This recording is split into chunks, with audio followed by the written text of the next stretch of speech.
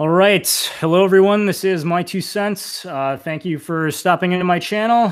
Today, I'm going to be having a interesting discussion. This is a topic I don't cover too often on my channel. And actually, I see someone in the chat has already said, "You are not talking about communism. Something must be wrong."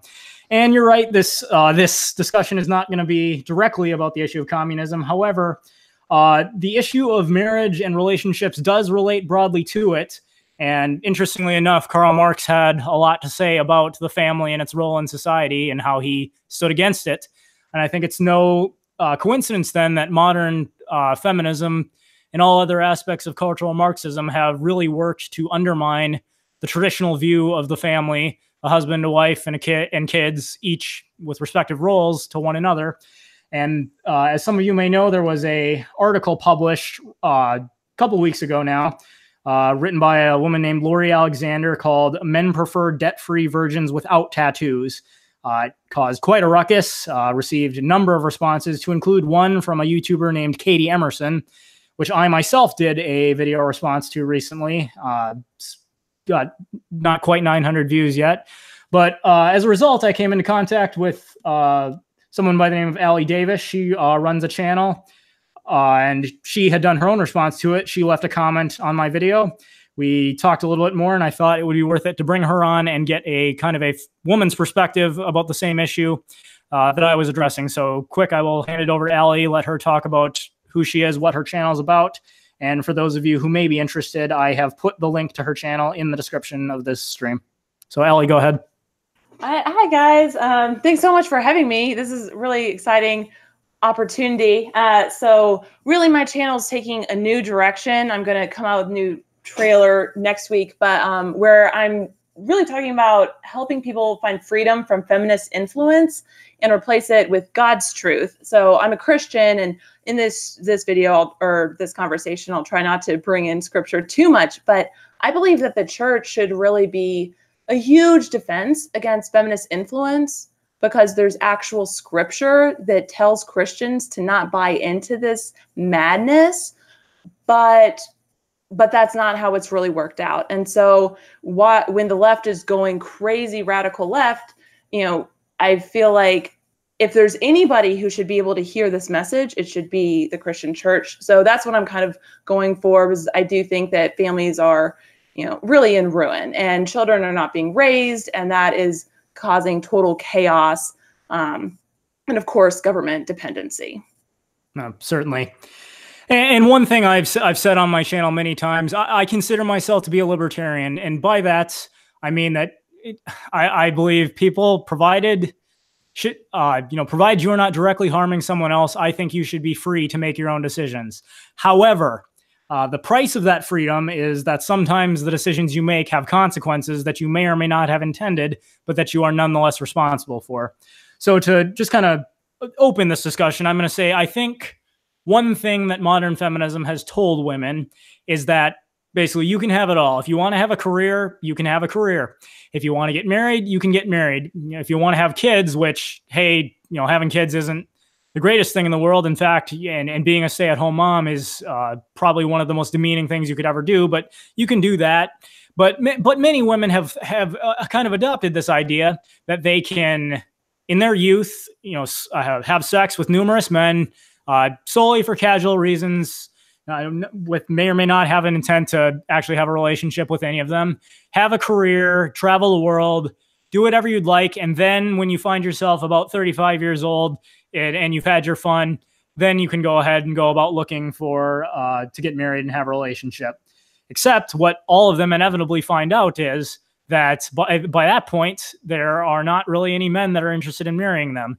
And I think there are good reasons for that. But instead of learning from their mistakes and trying to teach other young women not to repeat those behaviors, they have instead resorted to more or less shaming men, saying this is somehow a problem. Men just aren't manning up and getting married.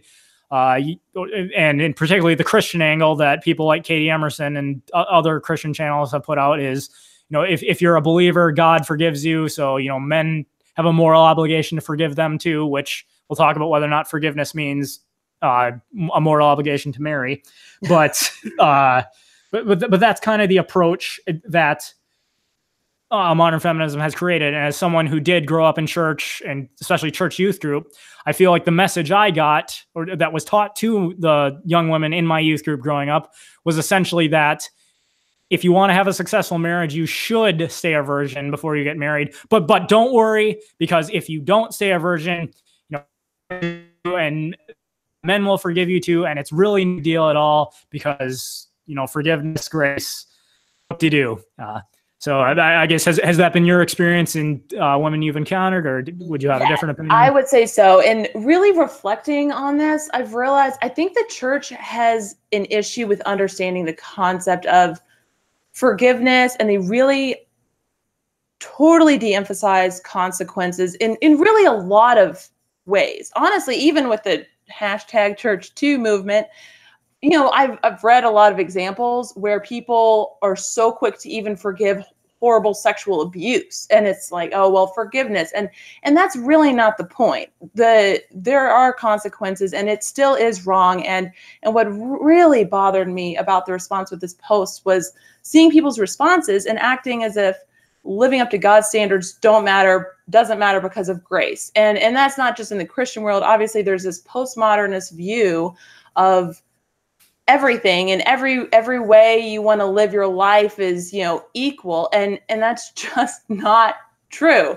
And I really wish that when I was younger, they had talked about the statistics. I mean, I learned it from Stefan Molyneux, the statistics about virginity and how much more likely you are to have a happy marriage and a marriage that lasts. And I mean, from a secular person, and that's where I learned it. I mean, the church should be talking about this. More people should be talking about this rather than just ranting on about STDs and pregnancy, which should be preventable, although a lot of women don't seem to understand how to prevent it. But, it's really a problem. People have forgotten that there's any consequences, and then they just blame other people, blame the government, blame society, rather than taking personal responsibility. And that's what we need to have more of a libertarian kind of system. People need to get in a different mindset. Mm-hmm. And to use kind of a parallel example, I think, like I said, I don't presume to think the government should be telling people what they can or can't do in their relationships, whether or not they can have premarital sex or anything like that. However, much in the same way, I might say, I think you should have the freedom to smoke cigarettes on your private property if you want to. If 20 years later, however, you find you have lung cancer and no money to pay for medical treatment, it is not my responsibility or anyone else's to pay for your medical bills. You made a decision that now has a consequence, and you will. Certainly, you perhaps you might ask someone to help you out, but no one is under legal or moral obligation to correct your what has resulted directly from your mistake there. And the fact that you brought up Stefan Molyneux made me think he actually had this was a while ago, but there was a call in to his show where a young woman was talking about her frustration with men only being obsessed with sex, I think it is.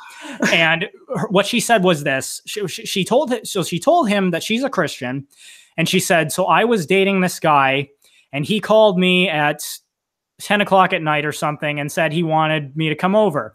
And I told him, well, fine, but we're not going to have sex.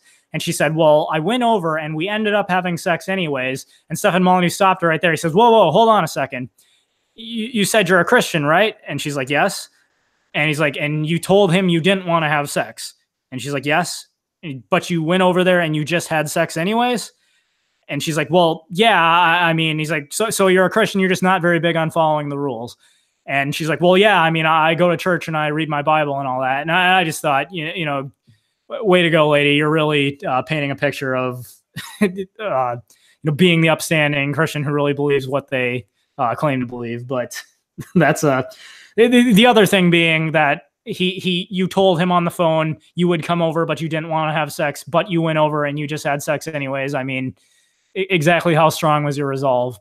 But anyways, I digress. Right. Well, and obviously that's not following good boundaries. Like if your goal is to not have sex, probably you shouldn't go over at 10 o'clock at night to, a guy's place. Like, yeah. But of course people want to ignore that. And I think it's because people don't take it seriously enough. And honestly, growing up in youth group and whatnot, I did view it as almost nobody does that. And I remember in college, there was this one girl who I was friends with because I was really involved in whatever Christian organization. And she just seemed so extreme in her purity. And she was saying, art was pornography and stuff like that when, old ancient naked statues and stuff. And I was like, oh my gosh, I don't know if I can relate to you. So I had a hard time even identifying with that. And then I actually asked a mentor to give me some practical reasons why I shouldn't have premarital sex. And she pretty much said, oh, I'll get back to you, and then didn't. So, there's not a whole lot of, I feel like people like to point to the scripture and then move along. And there's not a whole lot of honest conversations. And I feel like that would be a powerful thing, not even just in the church, even if, somebody's not a Christian, but wants their kid to not go around having sex, to, let's have some honest conversations. Let it be known, young lady, that when you're 30 and have, been with 20 people, you're not going to be high on the totem pole. But, I don't think those conversations are happening. Mm-hmm. And just a quick go into some of those things for all those who are watching. The link to my response to Katie Emmerson is in the description. And on that video, I have a link to a lot of these sources. But here are just, like I said, for those of you watching, you may or may not believe that it's moral or immoral to have premarital sex. I'm just going to talk about what studies have shown the facts are regarding that. Institute for Family Studies found a direct correlation for women. The more sexual partners you have before getting married, the higher the chance of divorce, and it increases exponentially. So one partner, the odds of divorce go up about 20%. After that, the next, two to four don't increase it as much, but after that, the odds of divorce women who have had 10 or more partners, the odds of divorce are incredibly high. Now, from a man's perspective, looking at that, especially in our modern age, where divorce courts overwhelmingly favor women, I can actually speak to. I have a personal friend who's been through a divorce. In his case, his wife had an affair, so she cheated on him. She then approached him saying she wanted a divorce, despite the fact that he said he would still be willing to go to marital counseling and try to save the relationship. So they went to divorce court. The judge awarded her full custody of their children and 90% of his assets. So despite the fact that she was the one who cheated, she walked away with complete rights to his children and most of his stuff. Now, as a man, you have to take that seriously. If a woman, is interested in a relationship with you and she's had multiple sexual partners, well, the statistics speak for themselves. She is significantly more likely to divorce you. And if given the way divorce courts work, that's something you really need to consider. Other things, in the case of, I'm not letting men off the hook here. The Guttmacher Institute found that although men having sexual partners prior to marriage does not necessarily increase the likelihood that they will initiate divorce, the more sexual partners they have before marriage, the more likely they are to cheat on their spouse.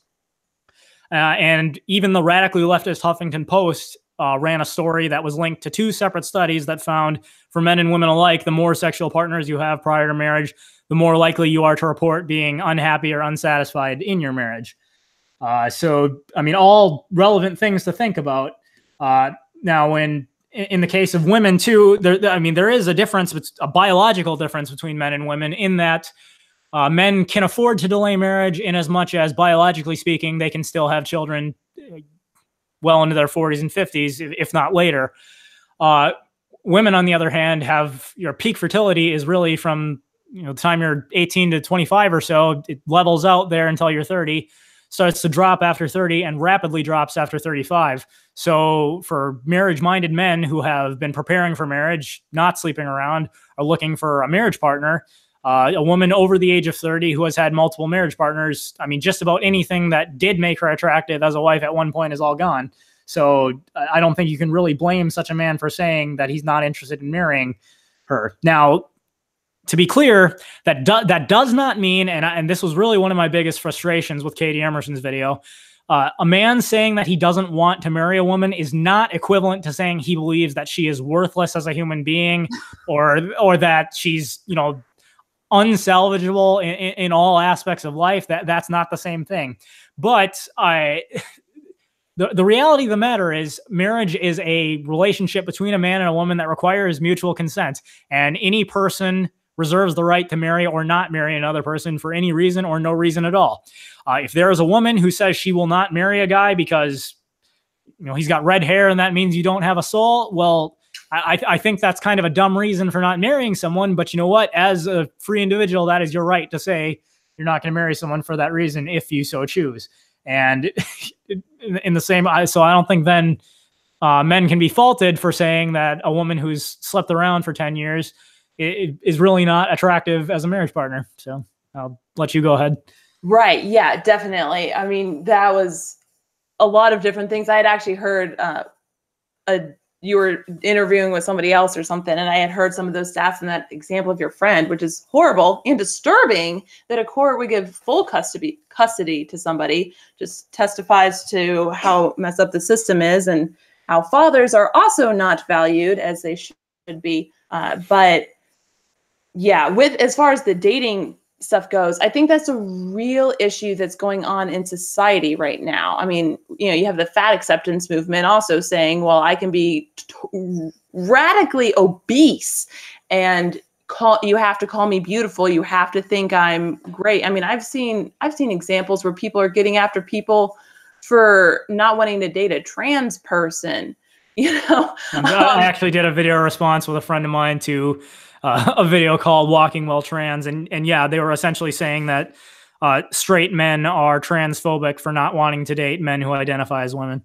That is so insane. And there just need to be more sane people, basically. And I think, I don't know if some of these people who respond in these ways consciously know they're doing this, but I feel like it's a tactic that they use where they just get super dramatic and then say something that is totally not what was actually being said. I mean, it reminds me of that, I'm sure you've watched it probably, the Jordan Peterson interview with Kathy Newman, where, yes, you know, I saw some meme that I just think about all the time. There was like, Jordan Peterson says, I ate bacon and eggs for breakfast. And then she says, so you say kill all vegans.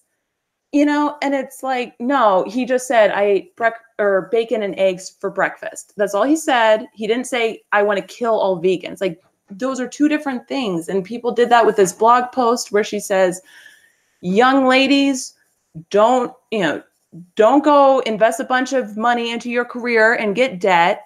Don't be promiscuous. And then she also added, don't get tattoos.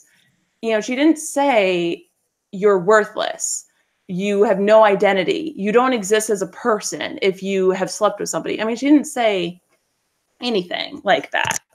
Mm-hmm. So, you know, but it's just, that's the way the conversation goes. So I don't even know how to have a rational conversation in response to people. And when I did my response, I was actually trying to point out some of the reasons why perhaps women shouldn't go to college if they want to be a mom and stay at home. And there's so many reasons why you shouldn't send your kids to daycare. Or I'm with you. I've heard you talk about, homeschooling, and we'll be homeschooling. There's so many reasons to do those things.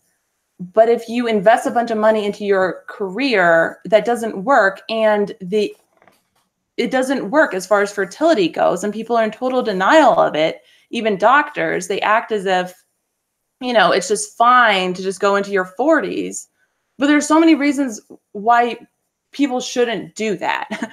But there's just this idea of just pretend that reality is different than it is, and don't plan and be irresponsible. I feel like irresponsibility is actually encouraged in modern society today. Well, it is. And I think my biggest pet peeve is the reason being the government deliberately incentivizes irresponsible behavior. If a woman has a child out of wedlock, no problem. We'll give you a nice fat welfare check. Well, what if I decide to have more children out of wedlock? No problem. We'll give you a bigger welfare check. You know, I want to go to I want a student loan to go to college and get a degree in lesbian art history. No problem. Well, we'll get you a you know, $100,000 loan guaranteed by the government. Well, they go get their degree in lesbian art history. Mysteriously, they hand their resume off to a bunch of different employers who all never call them back. Well, I got this degree now. I don't have a job to pay it back. Well, now, you know, Bernie Sanders steps into the podium. We should forgive all student loans. Sure enough, they're voting for that, and not realizing and not even thinking about the fact you're advocating that we steal other people's money to pay for your bad decisions. But that's, I mean, what really it comes down to is when people become convinced that nothing bad that happens to them is ever their fault. No matter what it is, it must be someone else's fault, and therefore it's someone else's responsibility to pay for it and cover up the bad decision. And I'm just going to say this as an aside. I want to be absolutely clear about this. I acknowledge that there are in fact women who have been sexually assaulted, and you know that is a heinous crime that and the victims deserve to be treated with our best care. The abusers deserve to be dealt with. But one of the earliest video responses I did that got into this topic was to a woman named Allison Rowe, who basically made a video about sexual purity in which she's breaking down crying about how she wanted to stay a virgin before she got married. And you know, she's not married now, but my boyfriend manipulated me into having sex. And I've heard many Christian women use this same kind of language, to which my follow-up question is, well, okay, what do you mean by that? He held you down and you know, forcefully violated you while you were repeatedly telling him no? Well, no, he promised he'd love me forever, but he would leave me if I slept with him, and then I slept with him. Okay, so you don't see the fact that you did in fact consent to that? I mean, was it wrong for him to lie to you? Yes, but if you can't take any responsibility for the decision that you made, there's no way you're going to be able to, I mean, I can't believe you're a responsible person. And therefore, certainly I'm not going to believe you're going to demonstrate the requisite amount of responsibility being a wife if you can't take any responsibility for the role you played in making that decision. That is such a good point. And I feel like that's an important truth for people to hear, especially women, since society is so forgiving towards women. But I feel like there is a real difference between somebody who, you know, slept with somebody, even if, let's not even talk about being super promiscuous, but say they slept with somebody before marriage, maybe ended up with a couple people from a couple longer term relationships. If they never really saw anything wrong with that, and you know, and just were really defensive about he manipulated me and this and that, like that is a red flag what the response is. That's a very different situation than somebody who isn't a virgin and then kind of had to come to Jesus, total 180, you know, repentance, you know, story. Like that's very different as far as what kind of actions you can expect from them in the future. And that I really, really wish that women wouldn't play that card. And I feel like people are soon going to start accusing me of being a rape apologist, but I've always felt that way. That, I mean, if you think somebody is taking advantage of you, they need to first off be fully aware that that's what you think they're doing.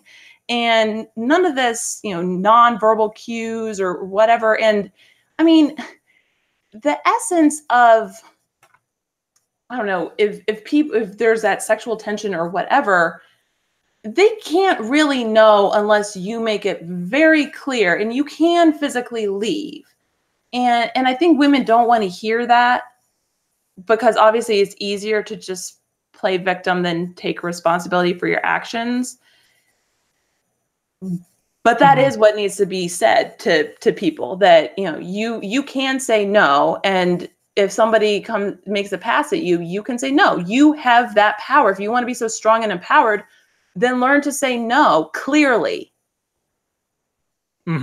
And, you know, here's another thing. I know you watched my stream with Christian Red Pillar. I brought this up. I suspect what's going on in many circumstances is, and I'm going to say there's each of the sexes learned one big lie about relationships from the movies. Now, what I've always said is the lie that men learn from the movies is that if you are interested in a woman and she tells you she's not interested in you, they learn from the movies that, you know, by doing something extravagant, you can still win her affections. Now, I'm not going to say such a thing never happens. It may be the case that, you know, 0.01% of the time there's a guy who's interested in a girl who's not interested in him, and then somehow he does something and she's suddenly interested.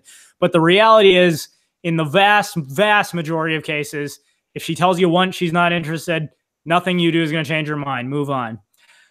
On the other hand, the lie that women learned from the movies is that if you're in a relationship with a guy who's no good, who's not husband material, you, through your positive behavior, can change him into a good person who is husband material. And I mean, I can name just how many movies off the top of your head is that exactly the plot? Grease. I know the last time I was talking about with somebody, they said Tangled, but which I never actually saw that one, so I'm not sure. But I think, but also one thing I can say is a lot of the plot to just about every popular romance novel in today's day and age is something to the effect of there is a wealthy man who is more or less a playboy. He sleeps with lots of different women. He runs into a young woman who inexplicably, through some crazy scenario, they have sex, and by golly, you know, he's had sex with a lot of women, but when he sleeps with this girl, oh, it is so utterly amazing. He knows that he's never going to find someone who makes him feel that way again. So through having sex with him, she turns him into the ultimate husband material. They get married and live happily ever after. For the record, I think you can enjoy fiction. You can read fiction and enjoy it as fiction if you like, but that is just not how it works in reality. And I suspect many of these girls who try to claim, you know, I didn't really want to have sex, but I was manipulated into it, you know, to some measure convinced themselves that by sleeping with this guy, they were going to be the one who was going to change him into the perfect husband by sleeping with him. All the while not stopping to think, you know, if he's really slept with all these other girls, exactly, and he's saying he's going to leave me if I don't sleep with him, exactly how is me sleeping with him going to get him to transform into a perfect husband material? Right. Yes, there is definitely that. And I think another lie that women are told about men is that all they care about is sex. So, which I mean, and I've heard a lot of men reinforce this where they say, oh, especially when they're teenagers, oh, all I thought about was sex and that's all I cared about. But I think that it's not true when I hear see some of the YouTube comments and whatnot about this. And I feel like it would be helpful for women to realize men do care about virginity. And to be honest, in my experience, for some reason, I almost think of it almost as an Islamic thing with the whole, you get 70 virgins or whatever for killing people. And so I almost thought of it as a little bit strange that a guy would care about your virginity, like that's almost objectifying you or something. And that is such a warped, feminist, strange response to a guy caring about purity. And especially as a Christian, I have no idea why I had that in my head, but it took some reflection to realize that I had that lie in my head, as well as the lie of there are going to be men out there who think you are just so spectacular that they will bend over backwards for you, just like they do in the romance movies. And then, of course, these days they have all kinds of situations where the woman is probably not that great of a catch, but of course there's a million different men who are interested in her, and then that again reinforces that you're not going to have consequences and you're not going to get lower on that totem pole or any less attractive as you age, because it's just, you you are so special. And what's interesting about the virginity, like I said in my response to Katie Emmerson, I don't know her personally. I don't know her husband personally. But what I find interesting is she confessed in her response that her husband was not a virgin before they got married, which, again, they're two people. They chose to marry each other. That's their business. But I do find it interesting that even though he had previous sexual, at least one previous sexual partner, he still chose to marry the girl who was a virgin. And a number of studies that have been done have confirmed that even the so-called player who has slept around, when he finally does decide to settle down, tends to pick the girl who's a virgin. And I think the reason for that is instinctively the man knows that a woman who hasn't been with a dozen other guys is more likely to be loyal to him and not respect his position of leadership as the husband than the girl who's slept around, who is statistically more likely to divorce him and be unwilling to submit to his role as the head of the household. And another thing I'd like to bring up then is, so the whole issue of forgiveness and people seeing the error of their way. Now, again, I firmly believe that if you recognize that you've been living a certain way and you want to change that, you absolutely can. It's doable. The only thing is, it's very, very easy for people to say that they've changed. It's quite another thing to demonstrate that they have. And as the old adage goes, actions speak louder than words. I mean, there's a reason that when you apply for a job, employers ask you for your resume and don't just take your word that you'll be the greatest employee, because even if you might know all the great things, you might be able to articulate all these great things you intend to do for their business. If your words are true, there ought to be something in your past that, speaks to that.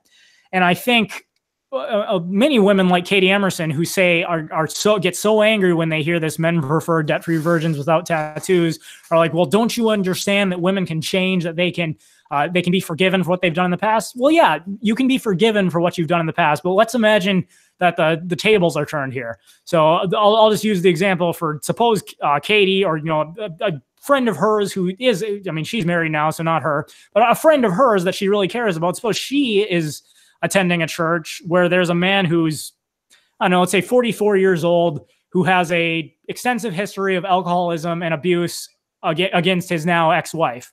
But he's recently gotten out of prison, but he has now started attending church, and he claims, I've repented. I'm a Christian now. God's forgiven me.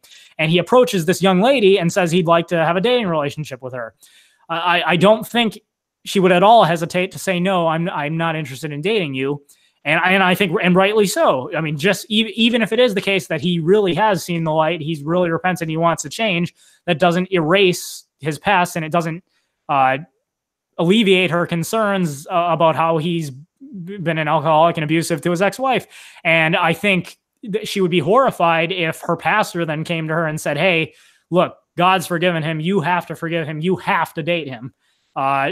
She would be absolutely horrified, and rightly so. Yet, many pastors are more or less doing the same thing to men who are telling women who are over the age of 30 they're not interested in relationships. They're getting told that, well, hold on a second, you have a moral obligation to marry her, to date her, to marry her, because God's forgiven her. You have to forgive her too. And most of the people making these responses never really seem to touch that issue. Right. I mean, I do think that a lot of the people who are doing the responses, they may not be thinking of the person who slept around with a ton of people, but maybe more so slept around with somebody that they were in a long-term relationship with. Maybe even they thought they were going to get married, but that didn't happen.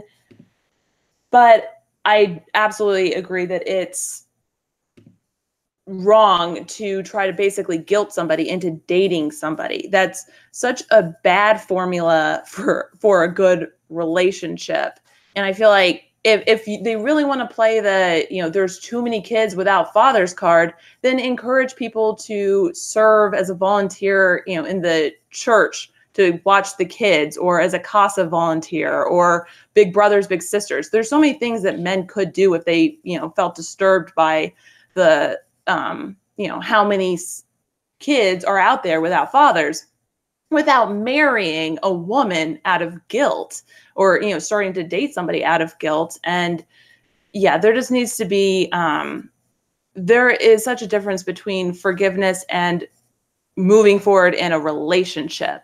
And yeah, you do have to evaluate what is their specific situation and what does it say about them and how is this going to affect me? And so denying that there's any consequences of it, that's just untruthful, and being untruthful is never the right answer, because that's just keeping things in the dark. But I mean, of course, if a guy, I feel like it's good to be open, and I actually do think that women would be forgiving in a lot of situations. I mean, I don't know. I'm curious to know if you think this is at all similar, but I think it could be similar to, say, a woman's virginity is somewhat similar to a man who has or has not looked at porn.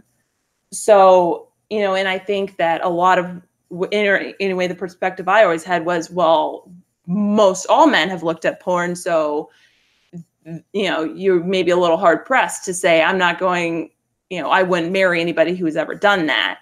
I don't know. I mean, what are your thoughts on that? Do you think that is a similar analogy? Well, I mean, that's a whole topic in itself. What I can say is, it's certainly true. Studies have been done about men who look at porn. Men who regularly look at porn are more likely to report being unsatisfied in their marriage, unsatisfied with their sex life, with their wives. Does it quite do the same level of damage?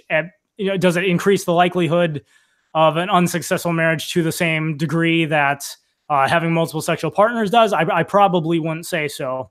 But I think, I mean, certainly it's one of it is something where, people's behavior matters.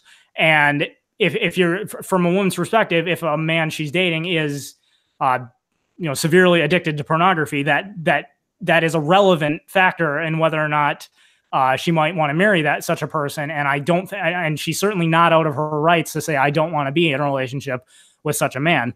I mean, yes, I think it's certainly true that most men have looked at porn. But then by the same token, and it's certainly true that very, very large majority of women are not virgins before they get married anymore. But and then that was kind of my point, is that both situations, you're hard pressed to find that. So I think that's why some people got so upset. But I mean, I think it was ridiculous within the Christian church. I mean, it's so biblical to be a virgin for marriage. So to get upset that men would value it, I mean, really, you should be upset if a man doesn't value it, because if God cares about it, a godly man should care about it, really. But I had never thought about it that way. And when I was reflecting on all this, I realized I really don't know that I had ever been encouraged to value a man who had never looked at porn as a really, really special kind of guy. And I think that's the way, men should be looking at virgins, and women should not be upset that men would think purity is a good thing. They should encourage that, caring about that, versus saying, you need to have, you need to be a size 0. Like, shouldn't it be a good sign that men care about purity over some other things? Well, certainly that's not how people responded. Yeah, it's not. I think some of the main points are, one, marriage is, it has to be a consensual relationship between a man and a woman, and no one is under obligation to marry any other person for any reason or no reason at all. It happens to be the case. Men value women who don't sleep around, who generally, by marrying a woman with a lot of debt, that means they're going to assume responsibility for paying off that debt. So it's something they got to think about. And, tattoos, people hardly even really talked about that. I think it was just a side issue. But the point, I do think the point for including tattoos is that there are certain behaviors that tend to be associated with other behaviors. And like it or not, people make, that you can say, don't judge a book by its cover, but let's get real. Everybody does. If you cover your body with lots of tattoos, that often has negative connotations in people's minds, especially in the professional world. So it may be the case that some men really like women with tattoos, but it's also the case a lot of men might draw conclusions about your other behaviors based on whether or not you have tattoos. So I don't think it's. Hang on, I just lost my train of thought. But the point is, it's not trying to say that anyone who has done these things, if you've done one or more of these things, you've absolutely ruined any chance you have of ever having a successful relationship. What it's trying to encourage, and I would hope, especially the younger women, the younger men who haven't yet gotten to this point, it's encouraging them, think about these things before you make decisions that you can't reverse and do in fact have effects on your future, whether you like it or not. Men and women alike can try to believe that the things they do in high school, the things they do in college won't have any effect on their future marriage, but that's just not how reality works. Right. Yeah. And actually, you know what? She did write a follow-up post about the tattoo issue, and pretty much she did say that it's seen as promiscuous, and she pointed out there is a Bible verse against it, but we're not really under an Old Testament verse in that situation like that. But she pointed out some studies, actually, I didn't click on them, but that said men found women with tattoos as less attractive, but more sexually available, which is totally not what especially a Christian girl should be going for, or really any woman who wants to be more marriage material. That shouldn't be what you're going for. So I really agreed with her follow-up post about the tattoos, but that was a side issue. But actually, I wanted to bring up why I think the promiscuity and not going to college kind of go together, because I think it's very, very unnatural for our society to be set up where we go and get this huge amount of education, and then we're so old before it's time to have sex if you're waiting for marriage. So I feel like that could really solve some things if in society it was more normalized to just get married sooner. Well, and and that is the way it used to be. And I would argue if we go back even 5 or 6 decades, that was the norm. And kind of I've heard. I don't know if you're familiar with Dr. James Dobson of the former head of Focus on the Family, but I know the way he talked about it was, I mean, the standard pattern was that a man and a woman would get married young. I mean, we're talking 18, 19, 20. A man would, if he went to college at all, or whatever the case may be, he would do what he would need to build a career. During that time, he'd have his wife to lean on. That would probably be one of the hardest points of his life, but he has his wife there next to him to depend on when he's going through hard times. She's taking care of his household, and subsequently his children, which is, raises the next generation, prepares them to be better off in society. And studies have certainly backed that. But then once they have pushed over that, they're post 30 now, they already have kids. The man is now loyal to her because she stood by him during the hardest point of his life. And, they've been certainly from a scientific perspective, people who have been regularly having sex for that long are now that much closer to one another and much less likely to leave one another. And that is those behaviors as the norm are what led to a society that was primarily consisted of the standard family unit, which thereby raised the next generation. It's when the government started, well, actually, I would argue it started earlier, when even in the late 1800s, when the progressives started trying to take over the education system. But just about every progressive policy, be it business regulations, minimum wage, the second and third wave feminism, all these things have been efforts to undermine to get rid of the incentives that people had to get married and have successful families, which thereby creates individuals that are more dependent on the government, more submissive to more expansive government that's taking more and more control. Which if I get down that road, I'm going to start ranting and not stop. Right. Well, yes, that is just very true. We the whole world would be so much different and so much better if the family would be together and if the kids were actually influenced by their parents, and specifically, especially when they're younger, by their mom. Kids are being breastfed, have a higher IQs, are doing better. That would be ideal, but of course, that isn't what the government wants. So I think the best way, though, to kind of fight against that is to at least try to put those ideas out there of, hey, you know what? Maybe first off, not everybody in the world should go to college, but second off, women need to think, do I want to be a mom? Do I want to have to leave my child eventually? And I don't know, the way kids are raised right now, teenagers are so immature, but honestly, I think if somebody had actually brought up those ideas, I would have gone on a totally different path potentially as far as my career goes. And I think that it is this feminist idea of, you need to have your whole separate life instead of that beautiful, you're young, you start your life together, you create your life together, you grow together, the biblical idea of submitting to your husband, so then you do grow together. You know, that it has just been under so much attack. And when that happens, then people don't have family, and people don't have faith. And so then they really do look to the government almost as a god. And we see that happen all the time. And children aren't yours, they're the government's. And people just look there for their security. And that's the worst place you could possibly go to for security. Mm-hmm. All right.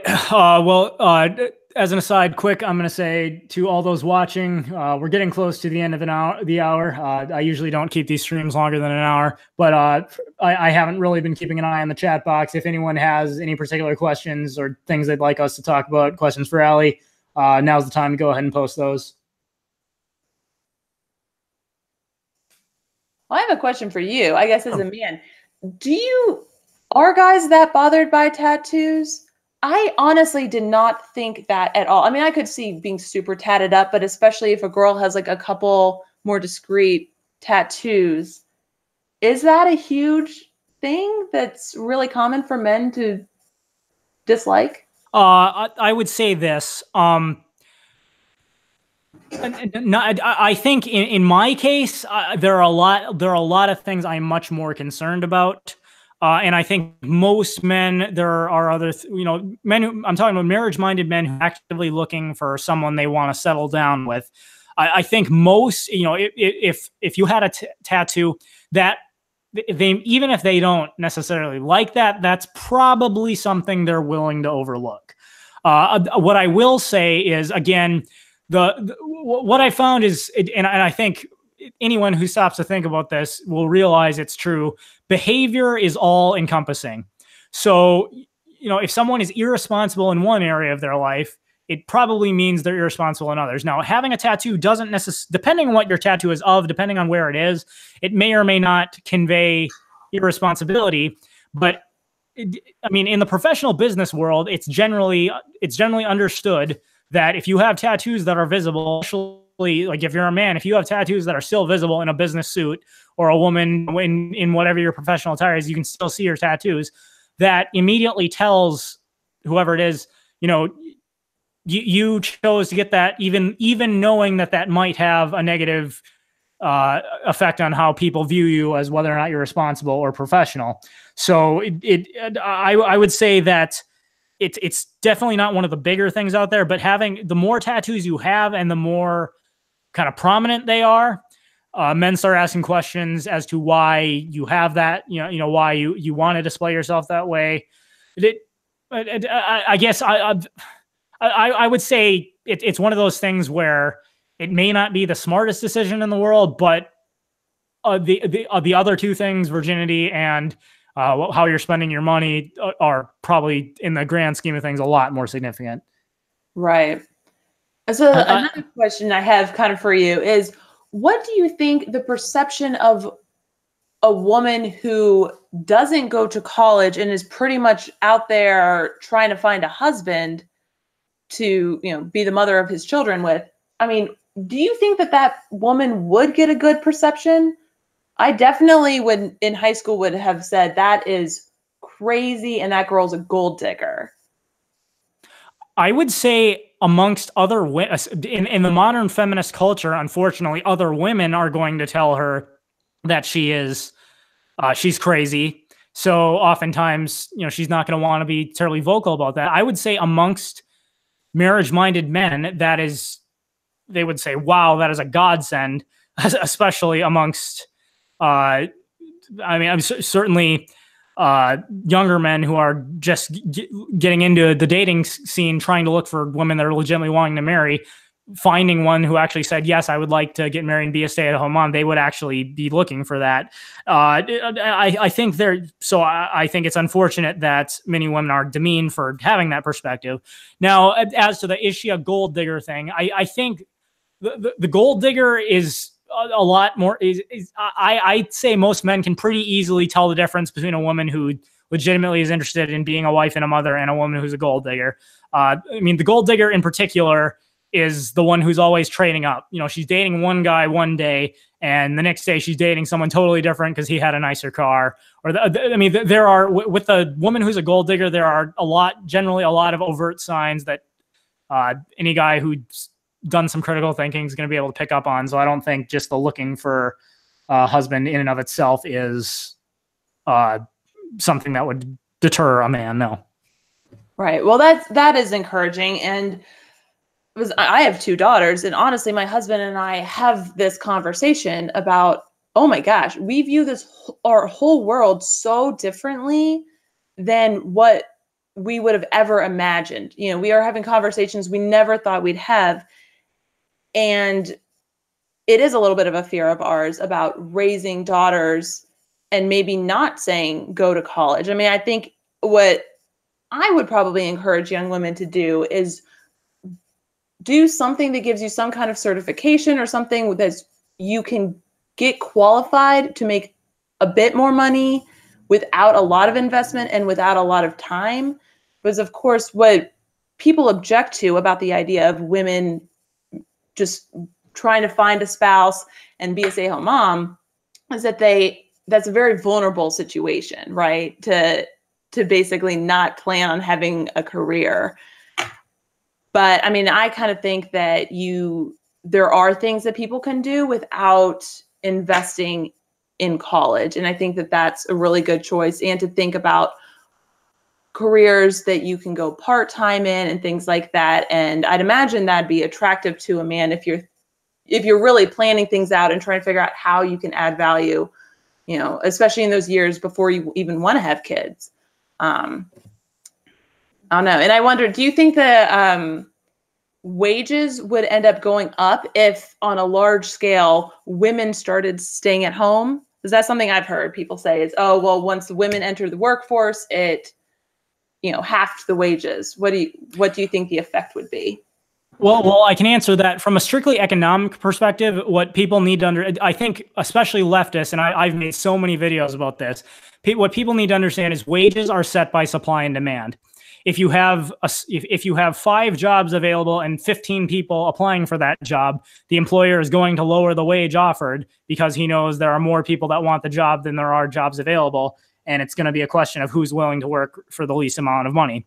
So people who make that argument are, what they're essentially saying is, when women entered the workforce more broadly than they used to, it created more people competing for the same number of jobs, which in turn lowered the wages because of supply and demand. I think I'm just going to say, I'm answering that from an economic perspective. It's impossible to make that kind of prediction because in one sense, you can say yes. As more people go out looking for jobs and there are the same number of jobs, the wages lower to compensate for the increased demand. However, in doing so, then other people might leave the workforce. Other jobs, there are more people looking for jobs, which means new business owners might start new businesses that they otherwise wouldn't have, which then creates, using resources to create more goods and services over here. More people move towards that job. And one of the reasons I'm an advocate of free market economics is really the fact that regardless of, so as people, whoever they are, go about to meet their wants and needs, the market is going to correct itself, and it's going to ensure that there are always so long as the government keeps their filthy hands out of it, the market will always ensure that there is the highest number of jobs for the highest quality wages. So I would, that's just an aside. It's one of the main things I talk about on my channel. I don't think it's the case then that just because women enter the workforce, if all women left the workforce, wages would rise or fall. I don't think you really can meaningfully predict that, since the market's going to respond to supply and demand. What I can say is that on the issue of things like college, if college was if the government just took its hands out of the education industry and only people who could afford to go to college and wanted to go to college went, then universities have to compete for a certain number of students, and only the universities that provide the highest quality education at the lowest possible price actually get any students. So that ensures that the optimal number of people go to college, and other people are more like, if they don't have the money or don't think they can succeed at college, they'll go to a trade school or some other job where they can contribute to, the woman who wants to get married and be a stay-at-home mom, she certainly doesn't need to waste $100,000 to get a degree she's not going to use. She can get some other type of job that there is demand for, but that doesn't require her spending her money. And I would say, that in particular applies really to men and women at large, and the issue of education. I don't think it has anything directly to do with whether women stay at home or not. Right. For sure.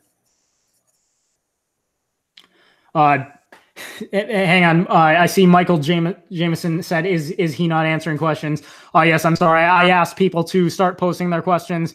There is a delay between us talking, and then she asked me a question. The conversation got going again. I see Christian Red Pillar says women are far more judgmental of other women than men are judgmental of women. Yes, I think that's absolutely true. Scorch88 says, I dated a gold digger and I've dated a family woman. There is a huge difference. I would also agree. Night Shift 10,000 says, I don't wear a fedora. I must have missed some previous part of the conversation that was taking place there.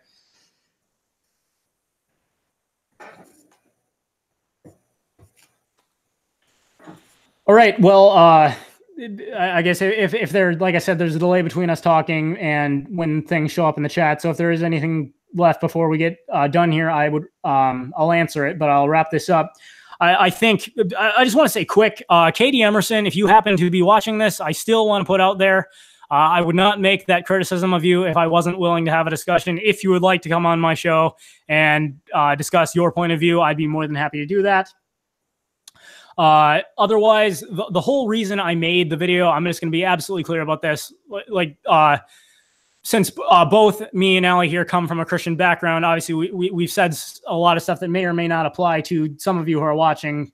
My channel is not explicitly religious in nature, but the fact of the matter is, I think every person, man or woman, should have the absolute right to make your own decisions about who you date, who you marry, what you want to do before you get married, and what you want to do after you get married. But I would say the price of that freedom is that there may be consequences that you did or did not intend, and you have to be willing to live with those consequences since you were free to make your decision. It is well documented that if you want to have a successful marriage that doesn't end in divorce, staying a virgin, whether you're a man or a woman beforehand, that's a good idea. Not accumulating unnecessary amount of debts, that is a good idea. And getting tattoos may or may not be a good, that may be a good or a bad idea depending on what kind of tattoos you're getting and whether or not they're visible in professional attire. So these are all things to think about. And regardless of, if it hurts your feelings for me to say that, I'm sorry. But at the end of the day, I'm not here to make you feel good about yourself. I'm here to tell you the truth. So that is what I have to say. Allie, I'll let you say your closing piece and then give yourself a shout out. Let people know where they can find your channel and if they want to contact you. All right. Yeah. Pretty much the only thing I'd want to add is just to encourage people to really evaluate the importance of family and the importance of the nuclear family being a married couple, man and woman with their children. Because I think that's a lot of where this breakdown has come from, and people really see daycare as an obvious choice, and people believe that it is impossible to live on one income. Not going to lie, it can be tight. I am a stay-at-home mom, and we were planning on using my income actually originally. But the woman just biologically makes so much more sense to be the one who's staying home with the children, breastfeeding, you know, and it is important and it does matter. And the next generation is really the hope for America, because I don't even know how some of these people are ever going to come back to any kind of sense. But having as strong a family as you can create really does make a difference. And it's hard to even believe that sometimes, because feminism has devalued it so much, but it is true and it is important. So thank you for having me on here. And on Twitter, I'm at Liberating Grace. On Minds and BitChute, I'm at Liberating Truth. And then I guess my YouTube, I don't have a fancy name, but I'm Allie Davis. Okay, I've already put the link to her channel in the description here.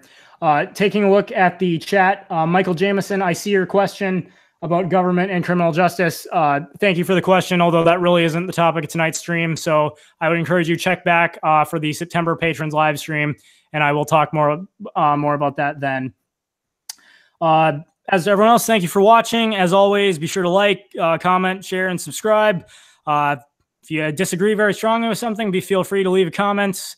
And as always, thank you to all my patrons for supporting my channel, making my work possible. And that is my 2 cents. So take it for what it's worth.